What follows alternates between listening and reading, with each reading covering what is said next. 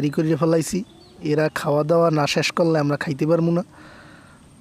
এ জায়গা আমার কিছু ভাই বেড়াদার দায়িত্বে আছে, দেই হ্যাগুলোকে একটু কথাবার্তা কওয়া যায় কিনা, দেই এরা খাদিম টাদিম দেয় না মাঝে মাঝে একটু নিজেরাও খায়, দেই হ্যাগুলোকে একটু কথাবার্তা কইয়ে দেই কি একটা অবস্থা। কি তোমরা কি খাইছো? তোমরা খাইছো না খাবার? না না প্রস্তুতি নিতে আছে। দায়িত্ব আছে বলে দায়িত্ব দায়িত্ব দায়িত্ব নেই। আমরা প্রস্তুতি নিতে তো খাবো না।